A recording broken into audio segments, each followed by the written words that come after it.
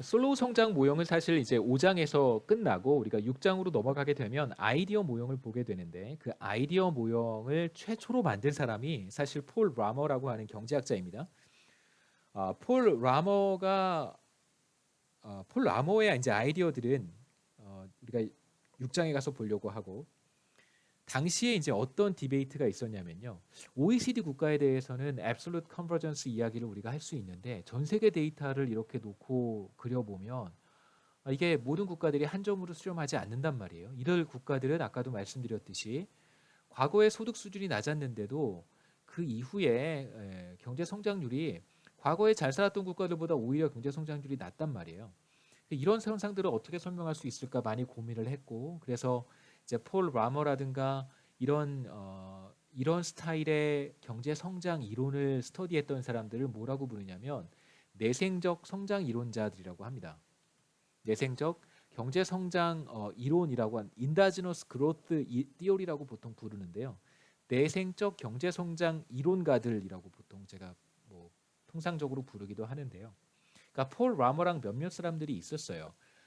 이런 사람들이 이렇게 들여다봤더니 솔로우 성장 모형이 실제로 이 그림만 들여다보면 그 솔로우 성장 모형이 사실 설명력이 떨어지는 거잖아요. 당시만 해도 그 컨디셔널 컨버전스에 대한 개념이 정립되기 직전이었었어요. 그래서 내생적 경제 성장을 하는 사람들은 솔로우 성장 모형이 현실 설명력이 부족하다고 판단을 했습니다. 그래서 솔로우 성장 모형을 많이 비판을 했어요.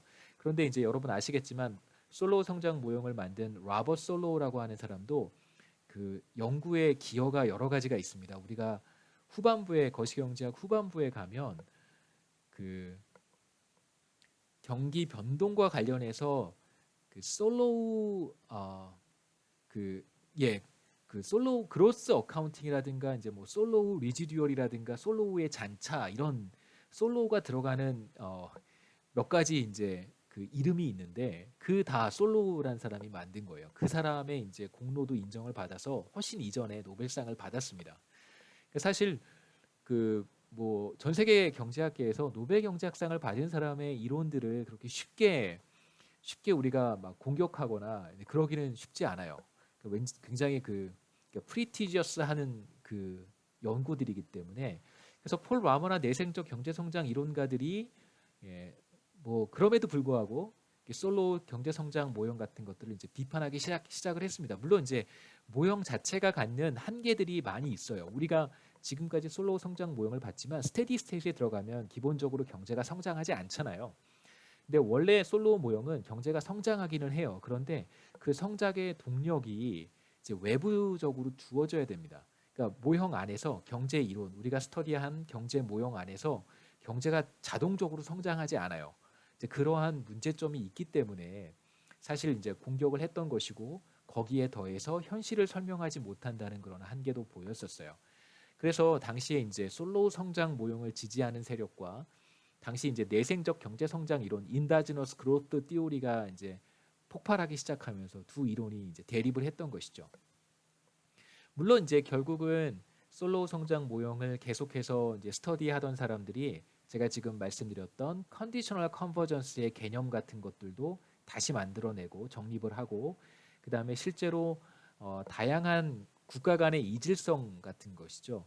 그 국가 간의 차이가 굉장히 많잖아요. 역사적인 히스토리컬 백그라운드라든가 전쟁을 경험했는가 혹은 뭐 식민 지배를 받았는가 혹은 그 국가의 인종 구성이 매우 다양한가 단일 민족으로 구성되어 있는가 아니면 다민족 국가인가 이런 것들의 차이가 그다음에 이제 몇 가지의 언어를 사용하는가 뭐 이런 다양한 종류 종교도 마찬가지고요. 이런 측면에서 이렇게 분석을 해보면 국가 간의 이질성이 매우 크기 때문에 그런 것들까지 우리가 만일 고려한다면 솔로 성장 모형이 틀렸다고 말하기에는 너무나 성급한 결론이었다라고 하는 것이죠.